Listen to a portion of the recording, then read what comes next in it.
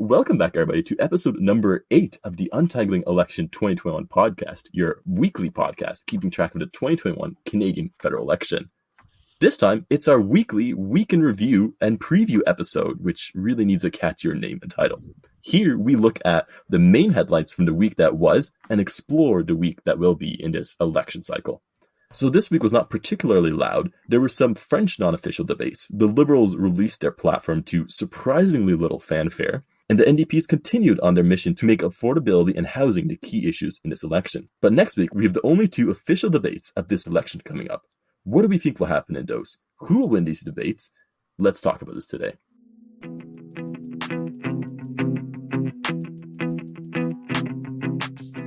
So joining me today, we have a cast of people you might know already. First off, we have Sav. Sav, tell us about yourself. Hello, so my name is Sav. I am a 4th-year student at the University of Waterloo, studying political science with a specialization in Canadian politics, and I'm minoring in gender and social justice. I grew up in a household that typically voted Liberal, and that has typically been my political leaning, but I have also been volunteering for the Green Party during Anime Paul's campaign in Toronto Centre. So those are some of my political biases. Yeah, and you might recognize Sav from our, I think, 3rd episode that we did in the NDP platform, which I think we came up pretty well. Technically, it holds the record for most views, so maybe it's you, Sav. Maybe. It is me. It is me. It is fact. It is me. Well, bringing up our least listened to person, Kevin. Tell us about yourself. I'm the least listened to? I don't know. All right. Hi, guys. My name is Kevin. I am a graduate of the University of Waterloo's Accounting and Financial Management program. And during my time in university, I was also a member of the Young Liberals organization on campus. So I do know and I've followed politics most of my life, so I do know quite a bit about it. As for my political leanings, I'm kind of like a swing voter this time, between Liberal and Conservative, and this time, which is quite unusual for me because usually I vote for the Liberals. As for my family, they've all typically been swingy voters, and I live kind of in a swing district, so I guess I'm quite an important voter this time around. Is your riding technically Richmond Hill, Aurora, Oak Ridges, or are you a Richmond Hill? No, it's King Vaughan. It's King Vaughan. Okay, gotcha. And that the incumbent's Liberal, right? Schultz. She is. She got in by like 1,000 votes last time. For both of our ridings too. Yeah, in Richmond Hill, the guy got in with like 100 votes. It was like ridiculously narrow. So you two are actually some of the more important people in this election. Yeah. Yes, thank you for finally recognizing me. So are you guys excited about this election? Because I know I've had both of you on, and you've both been pretty keen to talk about it, be excited. Has the last few weeks lived up to the expectations of the campaign so far? Are we happy? Disappointed? I think this election actually has made me have a bit more faith in Canadian politics, because I thought that going into this election, like, I guess me and pretty much the entire Liberal Party thought that it would just be an easy romp in the park for the Liberals. But yeah, let's just put it this way. It's turned into anything but that. Because I think the issues that actually affect people like me, like affordability and housing, are actually starting to be like seriously considered. And this election isn't just about, the COVID referendum, which would have been boring for everyone and wouldn't really have solved a lot of the underlying issues in Canada. So for me, yes, this election has been very refreshing. Do you have the same kind of a philosophical outburst, Sav, as Kevin over here? I don't know. I think that, like, I said this before when I was on, but I'm someone who absolutely loves election season. And I know that's probably not a popular opinion, but I think that this election has just been so lackluster in so many ways for me. Just because of I'm trying to think of the words to put together here, but I never thought that the Liberals, to be honest, were going to get a majority, but I think that they were going to get close to it. And what we've seen now is that is definitely not on the case at all. They're just getting by through the seat of their pants, and it's been disappointing for me for this election season, just based off of, to be honest, how much the Conservatives have a chance at actually gaining power and being the governing party. So I guess in that sense, I'm a little frazzled by it, but we'll see where it goes. I know a lot of people, I guess, who were left-leaning shared your opinion, Sav, which was a bit frightened by the conservative rise, whereas, Kevin was a bit happy about the potential benefits it could deliver to him. And a lot of people were saying this liberal upcoming platform will solve all the woes, will rejuvenate the liberal cause. Did that do it when it released? I think it was on Tuesday. Absolutely not. I found that the platform was lackluster. It was... We know that this liberal government, the Trudeau government, is a party that is willing to spend, and that has just been the case too with their newest platform. We know that they're going to spend, they're going to want to spend, but there hasn't been anything new or substantial, which is what I found quite dumbfounding about the platform, especially in a time now where they've had the advantage really of having the NDP platform come out before, the Conservative platform come out before, and they've still not added anything into it that would garner this, oh my goodness, wow, this is so different from 2019, 2015, right? It's just, for me in particular, I found it to be completely just bland in a lot of ways. And any thoughts as well, Kevin? Because remember, you were the first person to message me about it being out like half an hour after it released. I was, because I was really looking. I was looking forward to it, but I agree with Sav. It kind of was just like a deflated balloon. I thought that the liberal platform would be the thing that would, switch my vote back to being liberal, because I voted for left-wing parties pretty much my entire electoral history. In 2015, I voted for the Liberals. In 2019, I voted for the Liberals. And in 2018, I voted for the NDP. I was pretty much, up until this election, I was pretty much like a typical anybody but conservative voter. And I was hoping that the liberal platform would, return me to that, my natural status. I don't like to change. But the problem is that the liberal platform did nothing for me. Like, I guess there were some kind of okay things in there, like, like interest on student loans being eliminated is kind of nice, I guess. Although interest on student loans in to be honest, is not that high. But other than that, it's like nothing really like came out to me as something that I was like, wow, that's really good policy. Which was really disappointing from the Liberal Party, because the Liberal Party, in my opinion, should be the party that, has like pragmatic solutions to our problems. And I just didn't really see anything there. It seemed like Trudeau was trying to like double down on all this, on identity stuff, which is fine, but I feel like it's going to struggle to earn a lot of people's votes. I think a lot of people are not focused on that this election. This election, they're focused a lot on affordability and housing and economic issues. They're looking at that much more than they are, the typical culture war stuff. Yeah, I really agree with you, Kevin, and Sav as well. I think it's been nothing but disappointment. There's been almost no headlines that came out when it released. I know the Conservative platform made such a big splash, and the Liberals haven't even replicated that.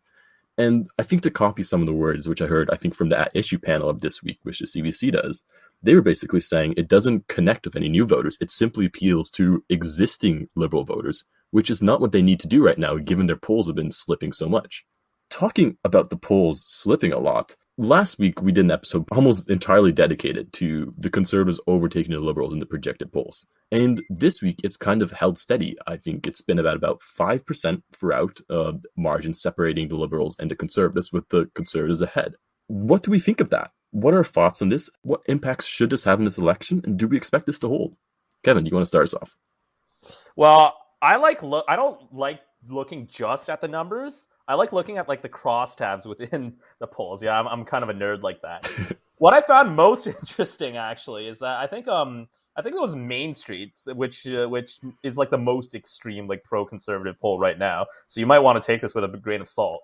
But Main Street had support for the Liberals among 18 to 34-year-olds, with like, I think it was like the Conservatives and the NDP were tied at like 30% each. And then the Liberals were bringing up the rear with like 26%. I thought that was really, really interesting, because usually you would think that the Conservatives do terribly among young people, but it seems like this time that's not really the case. I feel like that age group, which all of us are in, like anecdotally, a lot of my friends are like actually seriously looking at the Conservatives right now, mainly because they were just so disappointed with the Liberals on housing policy. The Liberals have had 6 years to try and address the increase in housing prices across Canada, and they've done really nothing about it. Like I think their go-to excuse is that it's like not a federal issue, it's a municipal issue, which is true. But that doesn't mean that you should just abdicate responsibility fully to the municipal governments. So I don't know. I feel like that is actually like a very, very heavily unaddressed issue for the Liberals, and that's like exacerbated by like some news this week that dropped, like of that Liberal candidate in BC or something who had a history of flipping like 20 houses. He flipped 41 houses 41 for a profit Really? of $5 million, which That's is impressive. That's impressive. Yeah. 41 houses. The guy must have a keen eye for real estate. Mm. I mean, that just reinforces the Liberal Party as image as like, you know, the party of holding housing prices high, which I really do not like. Mm. Well, what do you think, Sav? Because you're typically a bit more, I would say you're a bit more left-leaning than Kevin, right? Do you think that this shift in the polls is going to stick out for the rest of the election, or do you agree with Kevin's opinions that it's just the Liberals flopping? I 100% agree that it is the Liberals flopping. I think Kevin makes really important points there about housing, in particular for young people. It's something that we've seen time and time again. We all at once were Waterloo students, and we know firsthand how the housing market in a university city is so incredibly unaffordable for everyday students. And again, this is something that persists past university when young adults are going into the workforce. We have so much student debt that we're still in this rut of not actually being able to just live in places that are accessible and amenable for our needs. I would also say too, like I do find that the polling, like I mentioned earlier, that I was quite disturbed by it in many ways, but I think what's really interesting about, I always am of the opinion that polling is quite subjective, and we won't know until the day comes where September 20th, whether or not the polling is correct, right? So I tend to take it with a little bit of a grain of salt, especially at this point in the election. However, I will say the polling in the maritime provinces in Atlantic Canada for the Conservatives has been quite eye-catching for me. I think when we've just seen with the Nova Scotia election where an upset Conservative victory in the province, and what a lot of what the 2019 election, the precipice of the Liberal win, was actually based out of Atlantic Canada, it's going to be quite contentious area, and I think that it's the Liberals, in my opinion, need to start refocusing a little bit regionally where they're campaigning and what they need to do. And so, yeah, in terms of the pollings, it's just Atlantic Canada is I think is going to be a bigger factor than we all really realize. Yeah, and I remember reading through some of the details of the polls as well, because I am a bit less of a nerd than Kevin, but still a bit of a poll nerd. But a big trend is that the shift in polls, so most of the stuff the Conservatives had last election, where they won the popular vote, if we can recall, was from not from extremes within the Atlantic provinces or Ontario or Quebec. It was from within a lot of support within Western Canada. Yep. But now what we're seeing is a lot of support being shifted around all of Canada. So instead of the Western provinces being a lot more supportive of the Conservatives, O'Toole's seeing support from the Atlantic provinces, as I was saying, Ontario, Quebec. It's really rising up. If I was the Liberals, I would be terrified by the Ontario numbers in particular, because Ontario in the last two elections has been like the bedrock of Liberal support, right? Like, especially in 2019, like I think the Liberals had massive decreases in the popular vote everywhere except for Ontario and Quebec, but those two provinces were enough to carry the Liberals in that election. But now in 2021, I see numbers where like the Conservatives are leading in Ontario or like they're tied. And that's really, really concerning, because the Liberals really need like not the GTA firewall, kind of the GTA firewall, the outskirts of the GTA firewall, like the 905 area, to hold for them. Because otherwise, their path to like even a plurality of seats is getting really rough, especially with, as Sab noted, the numbers in Atlantic Canada. I think too, to like Kevin's point about the 905 area, I think that especially we've seen those past couple elections, like Kevin mentioned, the 905 area has become very contentious in terms of conservative or liberal. I'll give the example of the two ridings that Kevin and I are in. My riding is Richmond Hill, Aurora, Oak Ridges, I believe. And we have a liberal, your incumbent is a liberal. My incumbent is actually Leona Alvarez, I think is her name. Alslev. Yeah. She crossed the floor. So she got elected as a liberal in 2015, crossed the floor, and then got reelected as a conservative. So to Kevin's point, I 100% agree with him. That 905 area, the numbers of how close these races are has to be one of the biggest stressors, along with Atlantic Canada, for the Liberal Party. Yeah, I mean, it really inflates your own importance as voters, but I really do see where you two are coming from. I think these shifts within the Canada's voting sphere, it's reminiscent of other elections that went bad when we looked at the polls, right? So as Sav and I were talking about beforehand, this might be remembered not as the great Liberals securing a power, but rather the great Liberal embarrassment that started off this decade. We'll see. Time can tell. I really appreciate Kevin's point, I think, in last episode too, where he was saying that in 2019, the polls looked this bleak as well for the Liberals at one point in time. So there is hope of bouncing back. And, I mean, it didn't bounce back with the platform, but maybe they can bounce back with the debates. So the big news that's coming up is the debates. And on the 8th of September, we're going to have the official French language debate, where I think 5 of the main leaders will be invited and will be debating. And then on the next day, on the 9th, the Friday, will be the official English language debate, which is the juicy one everybody's going to be tuning into, where the leaders will also be all debating. So for ourselves, the podcast, I'm planning to do episodes surrounding the reactions to both of these, so stay tuned for that. But it's always good to have a little preview to get you like prepped up to know what you should be looking for and what we want you to be looking for. So what we're going to do here is we're going to go through each of the main leaders who will be debating there, and we're going to say what we think they should do or what their strategy should be approaching this debate. So I guess let's start with the leader in the polls, O'Toole, just to be nice to him. What do we think the Conservative Party and O'Toole in specific should be doing during this debate? What should O'Toole be doing during this debate? I think the one summary word for O'Toole during this debate is moderate. Like, make himself seem like an extremely centrist red Tory that his campaign, to his enormous credit, has really succeeded in doing so far, and try and deflect any sort of typical liberal attacks, like SoCon attacks on him, and pretty much just maintain. Because at this point, with the conservative momentum going as it is, it kind of slowed down this week, in my opinion. But honestly, with this lead in the polls, it's probably enough to get like a conservative plurality of seats. Or if O'Toole can really knock him out of the park, and maybe he can, actually. Well, I mean, he has debated in French, right? But like, I haven't really seen him debate in English. If O'Toole does have a really good performance and successfully portrays himself as the sane centrist candidate, the Conservatives could easily win a majority, in my opinion, at this point. Yeah, because I know the reactions. There was an unofficial French language debate earlier. I caught a few of the highlights, despite my French being antiquated at best. But his performance was pretty centrist, as you were saying, Kevin. He's tried to stay above everybody, and Mulcair was the official commentator at CTV, which is quite cool. But Mulcair was saying that he seemed to be talking down to everybody, which might affect a bit of voters approaching him. So some commentators were actually saying maybe you should get more involved, be a bit more fiery, a bit more passionate. But it is good to maybe say, do stay in the middle, because it does provide like a strong voice, and that might be his image, as the fixer to this pandemic. Any thoughts as well, Sav? I mean, Again, I agree with Kevin and the points that he made there.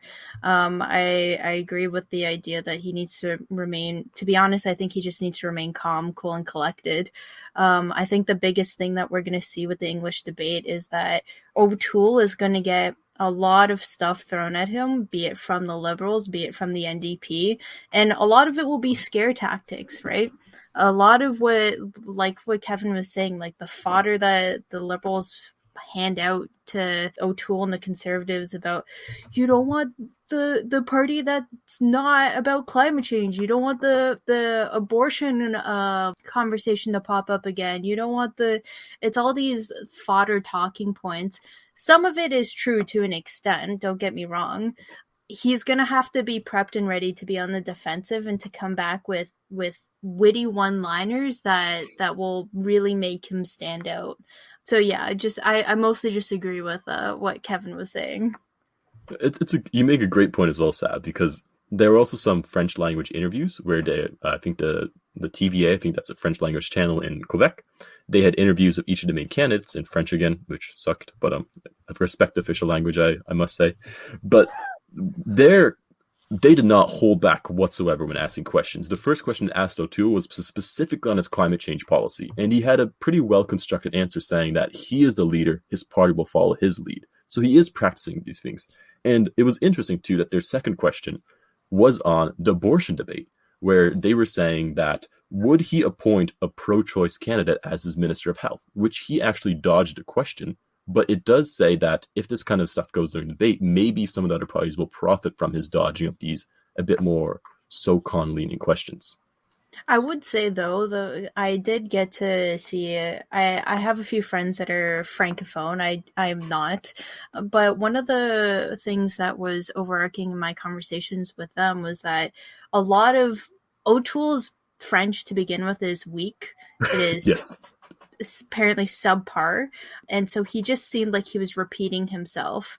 And so to his defense a little bit there in the French debates, maybe he wasn't able to expand the way that he could in an English debate. However, it'll be very interesting to see how he can expand, especially on the topic of climate change and abortion, in the English debates for sure.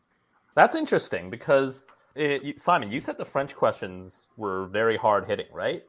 It was in the interviews, not the debates, but yes. Yeah, during the interviews. I feel like during this campaign so far, O'Toole's been treated with kids' gloves. He hasn't really been asked like too many tough questions. So if the French interviewees are setting a trend, maybe during the English debates and the aftermath, he'll finally get like some tough questions that he'll need to answer in front of a language that, you know, the majority of Canadians speak. And maybe then we could see some movements in the polls. Like, I feel like part of O'Toole's lead right now might be actually because the media have just been, you know, fawning over the Conservatives this time around. So I don't know. It could be interesting if the media are actually like gonna treat the leader in the polls with, you know, some hard hitting punches. We could maybe see some movement. But I will say, to play devil's advocate, he has faced some tough questions. Like, I mean, the vaccine question was pretty directed at him, but he managed to answer that pretty persuasively during the first few days, unlike Trudeau and the reason for this election being called. So maybe it's not him not getting the tough questions, but actually answering them properly, which hasn't created the headlines to put those questions in people's heads. I think kind of just to add on to that a little bit, I think one of the biggest questions that O'Toole will get in the English election or English debate will be about climate change and how the majority of the Conservative Party and 2/3 of his caucus don't believe in climate change or don't believe in climate policy. And as someone who's leading the party discipline is definitely a thing, don't get me wrong, but if you can't get your party to agree that climate change is a thing, it is real, then I don't know. This is one of the main reasons the reason I would never vote Conservative, at least in this election, is that they can't even acknowledge that climate change is real. So that is going to be a real key focal point, I think, for many Canadians to see how he answers that question on behalf of his party. Yeah, because he really needs to inspire trust, right? And I think that's the key issue behind this, because the Conservatives have shifted a lot to more these red Tory values, which they have been associated in the past, especially not under Andrew Scheer. So being able to communicate trust to voters, I think that's his key thing he needs to do during this election. I mean, during this debate. And I'm not sure how he does that or how one goes about doing that. So it'll be interesting to see in a week or so when we come back to this, to see how well that has gone. I think that's the main thing I want to be looking for. Talking about other, perhaps more exciting people, Trudeau, he's had a tumultuous ride in the polls. How do you think his ride in the debate will be? Sav, do you want to kick us off? I mean, where do I start? I think, to be honest, I think it's plain and simple. He's the one who called the snap election that majority of Canadians do feel is unnecessary, and has to really answer for it. He will not get the results that he thought he was going to get when he called the election. And so he'll have to answer for how everything has been handled through the COVID-19 pandemic, the housing situation, like we mentioned earlier, his climate change policy that includes, I guess, buying a pipeline, but still wanting to have climate policy as the main forefront. There's just so much messiness that has been the Trudeau campaign or Trudeau government. And if he doesn't step up and prove to Canadians that this election was necessary and why it's happening again, I don't know what to tell you. I really don't. Yeah, I think that's true too. Because for me personally, I'll get to you in a second, Kevin. I don't want to leave you on the sidelines, but I think the one thing I want to look for from Trudeau in this debate is a focal point. I want to know what the campaign he's doing is for, because I thought the focal point started the election was going to be vaccinations and just pandemic response, but that's not sticking, and the Liberals can't make it stick. So we need a new focal point. It's not going to be housing or like affordability. They haven't shown much progress on that. But what can they promise that will get voters like Sav and Kevin to get back on their tails? That focal point, that rallying point that they need. What do you think, Kevin? I 100% agree with you, Simon. They need a big focal point and like a big signature like slogan or policy or something that inspires people to vote for them. Because right now, like, I honestly don't really understand what the Liberal campaign is about. Like, I guess they're kind of, maybe they tried selling the COVID caretaker angle, but it's like I don't really see it happening. Like, I think they actually do need to address issues that voters care about, especially I think the affordability issue among people. Like, people's lives are not getting any easier in Canada. Canada's like inflation rates and like our general consumer price index is like not good, and a lot of people are in a lot of debt, and people are really struggling out there. And I don't know, I feel like Trudeau actually has the hardest task in this debate, because I feel like Trudeau, he's going to get attacked a lot, mainly by virtue of being the sitting prime minister. So he's going to get attacked a lot, and he needs to play a lot of defense, but he also needs to attack a lot himself, because he needs to get back a lot of the support he lost to O'Toole and Singh. I don't know. I feel like he needs to somehow paint Aaron O'Toole as more radical and scary to most voters, because that would not only bring some of the blue Liberals back into the Liberal camp, it'll also inspire some NDP voters to go like, oh shoot, if I vote NDP, then O'Toole, the big scary monster O'Toole, might get into power. So that needs to be his strategy, I feel like. The issue with doing that, I think, though, is that it relies on a conservative slip-up, right? It does. And that's not a great tactic. Well, I mean, at this point, the Liberals have already slipped up by calling this election, and the Conservatives are like 5 or 6 points ahead? Like, they need to slip up. Any final thoughts as well, Sad, before we move on to the NDP? I wholeheartedly agree with the whole kind of fear-mongering of strategic voting. I think that that's always been a key part as to why the NDP is, since 2011 aside, why the NDP is the third party. And so, to Kevin's point, and I suppose I'll expand a little bit more on this when we get to Jugmeat, but that has to be a key aspect in this election. And I think it will be in his favor with how the polling is. And if he can say that in a way that doesn't devalue the Liberal Party, but also puts out there that this is real and this could happen, that'll be the ideal situation for Trudeau. Yeah, but it does seem like an unlikely one. So yeah, we'll see. But you did mention the NDP, Sav, and I do want to get onto them next, because, Jagmeet Singh, he was a surprisingly calm and collected presence during the debates in 2019. I think we watched them together, Sav, right? How do you think he'll perform this year? Are you optimistic? I am. I think Jagmeet's been doing such a good job. Like I've never voted NDP. I've only had the pleasure of voting in 2 elections. One, the first federal election for me was in 2019. I voted Liberal, and the 2018 provincial Ontario election where I voted Liberal too. But he has been doing a great job. I think that he just needs to keep doing what he's doing. The whole part of third party is to keep the government in check and to keep the major parties in check about what they're doing, what they're saying, especially as it pertains to climate policy. I think that that's where we're really going to see Jagmeet thrive. But I think that what Jagmeet has to be careful of is not pressing too hard on the Liberals to the point where the people are going to flip Conservative, but pressing to the point where he gets enough more seats that he can have more skin in the game for a Liberal minority government. And so how he walks that fine line will be interesting to see.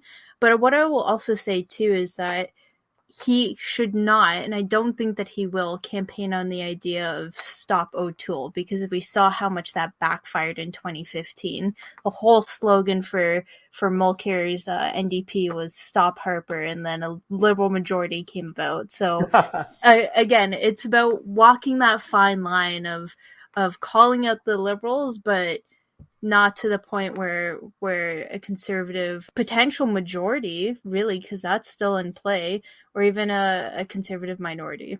And I know, Kevin, you were a bit more skeptical about how the NDP would perform in this election in our predictions episode, and I have the liberty of having made one of you. So, yep. Are your expectations high for Jagmeet too? I like Jagmeet. I think he's a good leader, and most Canadians actually like him. He has the highest favorability ratings out of all the leaders, if I'm correct on that. The polls are weird on this because they all ask different questions, which give you different results. So I guess I'm not gonna. I haven't looked it up, so. But I mean, I think I mentioned this on a previous episode, but I'll say it again here. Jagmeet's popularity does not correlate with the NDP's popularity. I feel like most people are okay with voting for Jagmeet Singh, but they're not okay with voting for the NDP. Like, I think the NDP this election really needed to shed their image of like being a left-wing party and being more pragmatic with their policies. And to be honest, to me at least, they haven't really done that, so I'm not going to vote for them. As for Jagmeet's strategy this debate, I think he does need to attack both the Liberals and the Conservatives equally to keep both their support numbers down. Because if he attacks one over the other more frequently, then the other might just come up with some sort of majority, and that would be the worst case scenario for the NDP, because the NDP would then be a third party in a majority government, which would get almost no say. Whereas in a minority government, as things stand, it's very likely that the NDP will be the kingmaker, maybe along with the Bloc in some situations. But if the Liberals get a plurality of the seats, they're most likely going to be working with the NDP, as they are in this parliament right now. So we'll probably see no change. And if the Conservatives get a minority, they'll maybe work with the Bloc. So I guess maybe in that case, if Jagmeet's thinking about that, he might want to attack the Conservatives more. But it's quite interesting. He does have an interesting role to play in this debate, but I don't know if he can gain too much from it. It's hard for me to say. Although I've always been kind of skeptical about the NDP, so I could be biased. I think I see both your points, because it's funny how you both kind of conflict on who do you think Jagmeet should attack more, or where do you think the role should lie. And personally, I feel like if we look at the seats that the NDP are looking to win during this election, most of these are going to come at the expense of the Liberals, not the Conservatives. And especially, I think BC is the big area where they're looking at 4 or 5 key Liberal ones they want to flip around, maybe even a Green riding or two. And I think that might lead to him being overly critical on Trudeau, perhaps on the climate issues, whereas still retaining those I think social conscientious criticisms on, I think, the Conservatives. So I think we'll see, I guess, a split, but I think his critiques might be directed specifically at one person on this topic, but specifically another on this topic. But the seat number for the NDP, I feel like, is kind of less relevant. Because the NDP, I mean, let's be honest here, the NDP I don't think are going to be coming close to forming government this time around. Yeah. So for the NDP, like, is it that preferable to win, like, say, like 50 seats or something, which would be their second best performance ever, but they win 50 seats in a scenario where either the Liberals or Conservatives win a majority? Or would they prefer to win something like 20 seats, but be in the kingmaker position for either the Liberals or the Conservatives? Honestly, if I was the NDP, I would prefer the second option. I would prefer to win less seats, but have either party be in a minority, because then they'll be forced to come to you and make policy concessions to you, which is your entire job as a party. Like, to me, the NDP doesn't matter if they win like 50 or 60 seats if someone wins a majority. So I don't know. I feel like the NDP as a strategy should probably maybe be looking to keep other parties' support down rather than increase their own support, which is quite interesting. Any thoughts on that too, Saf? Because I thought you had a point you wanted to make. I mean, I think that would definitely be an interesting campaign strategy, but it's definitely one that the NDP is not doing at the moment. I think when we look into BC in particular and what polling looks like there, Conservatives are currently in the lead in BC, which I find very interesting, especially given the fact of how the NDP does very favorably well out there. So I think it's going to be the NDP are such a wild card and such an important part of what could actually happen. And like you were saying before, the NDP are really just looking to take Liberal seats, which, to Kevin's point exactly, will probably end up hurting them more than helping them. So it's really a toss-up, though, because if in the sense that, like, let's say that Conservatives actually end up taking Liberal seats in BC, where does that leave the NDP? Because the NDP, let's be honest, they're not getting any more seats in Quebec. Quebec is a no-go for them. So where are these seats going to come from? And is it a potential that the Conservatives can actually maybe take some NDP seats in BC? So I don't know. It's something that we'll have to see and look out for sure. But yeah, I agree with Kevin's point again that they should probably stick to maybe attacking the Conservatives a little bit more. Yeah, I think it's also important to look at the past a bit. I think for the 2019 election, they won in every regard except for seat count, because their popularity increased, their leader increased, but their seats went down massively. They're technically the fourth largest party behind the Bloc Quebecois. And I think that does hurt, because post-election, the narrative was that every outlet had was, oh, why did the NDP flop so much? And it's only linked to seat counts, not on the other aspects of the party. So I think maybe they might come with a vengeance and try to poach seats just to have more seats to like show that they are the third party. Yeah, but like, I don't know. I like looking at politics more from like a policy point of view. And yes, the NDP lost a lot of seats in 2019, but the NDP gained a lot of power in 2019 because they were the kingmaker for the Liberals. And because of that, they were able to get Liberals to pass a lot of like NDP friendly policies. So from that standpoint, the NDP have probably been the most powerful they've been in decades. Yeah. I don't know. I don't really like just looking purely at seat count, although I do agree that seat count is an important barometer for a party's popularity. I do think that's interesting, though, because it kind of goes back to what you guys made a point of earlier about how the popularity of Jugmeat Sing amongst Canadians is high, but not necessarily not necessarily the party itself. And so I think it'll be interesting to see that if the seat totals and the seat counts don't go up for the NDP in this election, does that come into question again Jagmeet Singh's leadership within the party? So it'll be a very interesting juxtaposition of, yes, we might have more power if we end up losing or maintaining the seats that we have in a Liberal minority government, but what does that actually mean for the popularity and the growth of the party and the leadership of Jagmeet? Talking about distraught leaderships, maybe we should move on to the Green Party. That was a great transition. Come on. Gotta give it up. That was pretty good. Fair enough. So, always joked about the Green Party throughout our episodes here because they have been a bit distraught. And we did a full episode, 50-minute episode covering their failures lately. But, I mean, Annamie Paul, she seems like a capable debater. What do you expect from her, Kevin? Do you think she'll take her moment of glory and achieve something with it?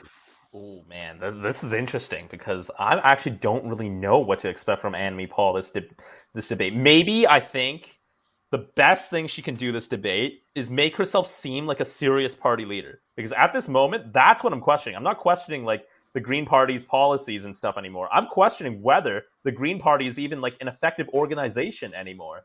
Because right now it seems like they're collapsing on all fronts. Do they even have a platform released? I don't know if they do. Like, nope. I don't think so. Like, I haven't heard any sort of policy proposals from the Green Party. To quote the Green Party, when asked what their platform was, Annamie Paul said, "Just Google it." So, what? But yes. All right. Yeah, I guess that kind of sums up the Green Party this election. The Green Party, I think they can't hope to gain any more support this election. I'd be very surprised if they did. I think the best case scenario for them is to hold on to what they have. And to do that, Annamie Paul needs to just make herself seem like a serious leader because all the indications right now make it seem like she doesn't. Sav, you're a bit more, I think, motivated to represent them favorably here. What would you say to Kevin's points here? I feel actually in contrast, I feel motivated to rip them apart right now. May I remind you that Sav volunteers for the Green Party in their communications division, right? Oh, really? Yep. So I've been working on the Toronto Centre campaign for Anime Paul, and it's been very interesting. But what I can or will say is that what has happened in the past months has been extremely disappointing for the growth and prosperity of the Green Party. It wasn't that long ago where the by-election occurred. Marcy Yin won the Liberal stronghold, but not by much. She was only off by thousands of votes, which is not a lot, especially in Toronto Centre. And we saw Anime Paul emerge as this potential candidate to overthrow such a key part in Toronto Liberal politics. And what's been happening and occurring these past couple of months has completely derailed any real momentum that was made before. And it's so unfortunate to see. And so when we see Anime Paul speak and do all these press conferences all the time, and the most recent one, she endorsed the Liberals. She told people to go and vote for the Liberals. And I sit here and I'm saying, we need you. We want you. I want you. But what are you doing? It's incredibly disappointing. Anime Paul is someone who went to law school for University of Ottawa, who got a master's degree in public policy. I believe it's public policy from Princeton. She founded her own organizations and NGOs to try to get more Black women and Black people into politics, and has been a part of so many international human rights organizations. She lived in Barcelona because she can speak 5 different languages. She worked for the International Criminal Courts. She is a very astute individual, and when you speak with her, you see it. But what has happened to this party has been unfathomable. And so the only thing that I can say that Anime Paul needs to do is, one, that she needs to hold her ground. I think we've seen this in the past with Elizabeth May in debates where a lot of the top 3 dismiss her. So 1, she needs to hold her ground, and 2, she really needs to reinforce.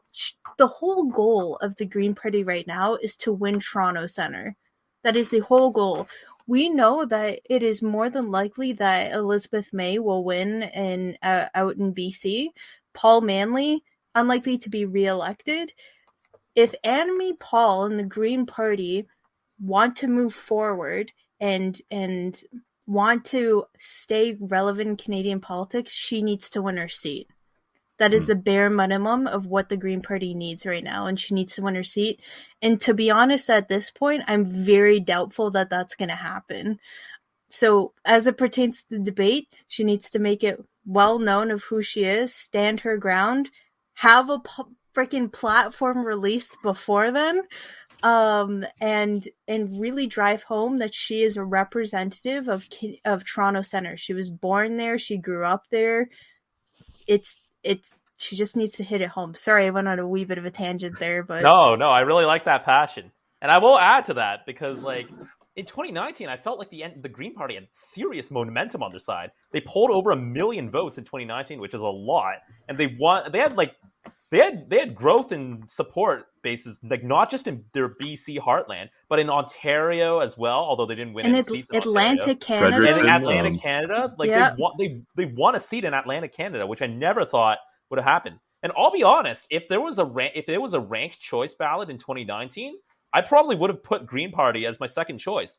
But nowadays, the Green Party just doesn't seem like a serious organization to me anymore, and I wouldn't consider voting for them. I think that was my whole thing too, is that I've always been like, if I thought that the Green Party in the first past the post system could actually have a chance, I would vote Green. And so that's one of the main reasons why I decided to go and volunteer for the parties, because I saw that, oh shit, like we have a chance here. Like this could be something big that I want to be a part of. And again, it's all this momentum we saw in Atlantic Canada, that even on the provincial level, that the Greens were making such large strides. And then can you take the party seriously? It's exactly what Kevin's saying, right?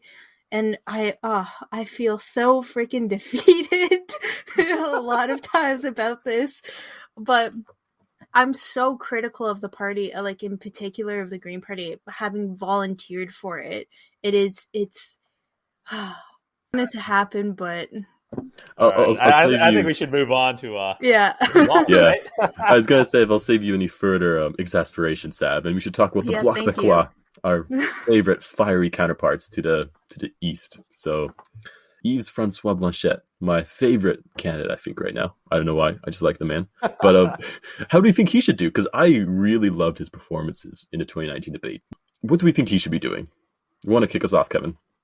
I mean, the Bloc Quebecois in the I left them English for last for a language- reason. So the Bloc Quebecois, the English language debates, like I've watched a lot of the English. I think every single election season I've watched, even since 2006. Even I'll be honest, like every single time, I always just get the impression that they're just there to like stir stuff up, and like I feel like they don't take the English debate as seriously as they would the French debate, which I guess is their prerogative since they represent a mostly French-speaking province. I guess they could be there to serve an interesting role as kind of like a party that like Yves Francois Blanchet should probably look to instigate stuff, because I feel like infighting among the other parties will probably benefit him the most in Quebec, and infighting among the other parties would also maybe lead to a situation where the Bloc Québécois could actually gain concessions for Quebec, because that's kind of the point of their party, right? And then I guess their situation would be similar to the NDP in that they kind of want to balance their attacks, maybe more towards the Liberals, because the Conservatives don't really have much of a presence in Quebec. Maybe attack the Liberals a bit more just to ensure that a Liberal majority is out of the question, but not too much to the extent that it will make voters flip to the Conservatives and vote for a Conservative majority. Honestly, I'm not too well informed about the Bloc Québécois, so I can't really comment more, but if I was Yves Francois Blanchet, that's what I would do. What would you do if you were Yves Francois Blanchet, Sav? It's a good question. One, I think if I was Yves Francois Blanchet, that I would actually be able to say my own name properly. I think the Bloc is in a very interesting situation. I think Kevin really alluded to it there, though, is that the real main competitor in Quebec for the Bloc is the Liberals, and we're seeing that the Liberals are actually doing quite favorably well there. And what we've also seen, I've heard through word of mouth and reading some articles, is that Blanchet's popularity has actually quite significantly decreased as of late. And I've heard through some sources, and I believe it was the at issue with CBC, is that there's been much messiness with the Bloc in Quebec, and that is not in the so-called, Simon, I know you love him because he's very like a suave type of guy, but a lot of Quebec voters, to my understanding, have perceived that as being quite arrogant in a lot of ways. So I think what the Bloc really had going for them in 2019, and forgive me because I don't know the exact bill number. I think we spoke about it last time. C16 or C18. Something like that. The secularism bill in Quebec is that was such a main proponent as to, in my opinion, as to why the Bloc did as well as they did. And because we don't see that is not the pinnacle of the conversation with the Bloc or with Canadian politics at the moment, I think that that's where we're really going to see a dip. There's no focal point saying this is a Quebec issue. And again, like the Liberals have so much popularity in Quebec, so I think Trudeau will definitely try to appease a lot of Quebec voters in order to try to save what will be lost and potentially in Atlantic Canada. But I think we will see Blanchet get a little dicey with Trudeau. But yeah, I think overall it's gonna be an interesting one. I one of the key things that I remember from the last election as it pertains to Yves Francois Blanchet is that's your constitution, not mine. So if he sticks to that, then maybe it'll work for him. I just want a few more memorable one-liners. That's all I want from him. Listen, he's got the voice for it. Yeah. Yeah, and I will say, I also predict him to be the best dressed at that debate. Did you see that they have O'Toole wearing, like, not formal dress shoes, but, like, sneakers to make him look Really? more cool and popular? Maybe it's Yeah, just, they're really trying to make him look hip, eh? yeah. Nah, I wouldn't be surprised if he shows up in jeans to the debates. Sav has got a disgusted frown right now. I'm like, if I see him wearing like Air Force Ones or something like that, I And you know can't. he's going to mess it up by wearing black ones, too. Just, that's the kind of thing the Conservatives would do. But anyways, so I think we've kind of reached the end of our debate preview. I was going to touch upon the PPC, but we're going for about 50 minutes, and, we're going to exclude them too, as debates did. So let's move on from that. So, final thoughts. I just want to ask you, how do you predict these debates will influence your votes, or how it's going to influence the campaign on the final week that's left after debates? What do you think the impact's going to be? Well, it's kind of difficult to predict right now because I think a lot of the times debates, like, they tend to rely on like a few viral moments that don't really become apparent until after the debate has happened. So in 2015, I'll give an example. I think in 2015, Mulcair was hounding Trudeau. And at one point, Trudeau was just stared at the camera and said, "I have a number for you, Tom. The number is like 9 or something." And that moment really resonated with the Canadian people because that was the moment that Trudeau actually showed that he was serious and not just like a pretty boy face, right? In 2019, I'm not really sure if the debates actually changed that much. I can't really remember any sort of viral moment that really impacted the polls in a substantial way. And I don't even remember. I don't think the debates did impact the polls in a hugely substantial way. There were some like minor increases in NDP support and some increases in Green support because May did very well. And then Bernier also really made his name known. But beyond that, nothing on the major candidates. I have a gut feeling, though, that this debate will see a viral moment because this debate, I feel like Trudeau is going to go out all guns blazing against O'Toole. That's my official prediction. He has to, or else he's not going to win. There's no way he will win, and he will go down in history as a prime minister who stupidly called an election for no reason and then lost his own job because of it. So he has to do that. Mm-hmm. What do you think, Sav? Are you as hoping for for a spectacle as Kevin is? I think it's 100% going to be a spectacle, and it's purely based off the fact that the Conservatives are leading in the polls right now. I think that this debate, or these upcoming debates, it's going to be an all or nothing for everybody involved. We're going to see it from the Bloc. We're going to see it from the Green Party. Well, we're going to see it, but we're definitely going to see it from the Liberals. And like Kevin was saying, this is do or die. So, and people will be tuned in. This is the biggest thing. People will be glued to their screens watching this debate, whereas in the 2019 election, that maybe necessarily wasn't as popular. But this is an election that, again, majority of Canadians feel is unnecessary. And the debate is where they're going to find and see what those answers are. So expect a lot and expect to have a good time. Grab some popcorn, hang out for a little bit, enjoy the show. But it's definitely going to be one for the books. Yeah, and I guess if you want to hear us hang out, I'm hoping to do a live reaction debate. So I think Kevin hopefully will show up. Hopefully. Sav, you're welcome too, but I don't know if you do anything with the poli-sci people at Waterloo. So I don't know about the debates, but I'll let you know. Yeah, we'll have something going on. And I think a few minutes after the French language debate, I'm also going to record a reaction with some of my fellow more francophone-leaning compatriots. So yeah, that kind of brings us to close. I hope you got a good preview on the debates. But before we end, I have one personal question, which I always finish with. And this one is a bit debate-centric. So you can choose anyone, and I say anyone, to moderate the debate. Who would it be? Oh, man. That's a tough one. Because there's several ways to take it. You can do as like somebody who's going to be extremely competent. Like, I don't know, like a Peter Mansbridge kind of character. That's so boring. Or you could go the fun way, as Kevin is alluding to. See, I was kind of leaning as an avid political science student. I thought it'd be fun to see a former prime minister moderate a debate.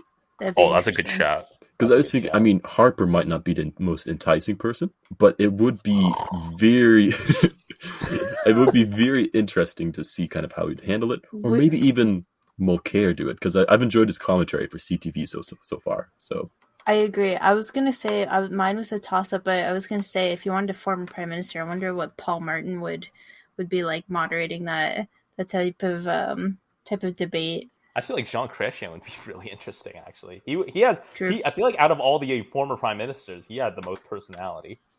The guy nearly choked. The guy nearly choked some guy at a campaign rally. For Christ's sake. I was gonna say you can't, like, I know Kim Campbell's still kicking it, but you can't really have her. I was looking at my rival podcasts on like YouTube, and some podcasts had like 90 views and interviewed her, and I'm like, I could totally get her on for this. Probably you should. You should try. Yeah, I saw that she was she did something like promoting, it was like women in politics panel, and it was like basically it was like this podcast thing where like they were promoting this book that was kind of coming out or whatever. But yeah, like it seems quite feasible. But I was also thinking you could also invite a foreign former head of state, so maybe have like an Obama make a fresh appearance. Churchill. Yeah, but that wouldn't be relevant for Canada, then, would it? Like, people would love it. All right, if you want my serious answer, I would say Chantal Hébert, because she's fantastic. Oh yeah, I really like her, and she will ask hard hitting questions to everyone. I guarantee you. Like, I will bet the house on that. I feel like Chantal. I love Chantal. Don't get me wrong, but I feel like Chantal would just want to go off every 2 seconds. Yeah, exactly. Like, I feel like she'd walk out by the end. Like if something happened like a Bernier from last time, she would just leave. But you see her during At Issue when they're like, Althea, it's your turn to talk, and she's like, and you just see her there, and she's like, just let me talk. But it's an interesting answer. Yeah. I would say mine, though, definitively, I would have Mark Hamill be the moderator. Ooh. Oh my god. That man, just let him loose. Have a good time. What was your non-serious answer, Kevin? Because you alluded to having one as well. Oh, my non-serious answer. Like, could you imagine Trump moderating a debate? I guess that would be like a non-serious answer for me, but like, I was thinking that would be such a bad idea that it would be so bad it'd be good.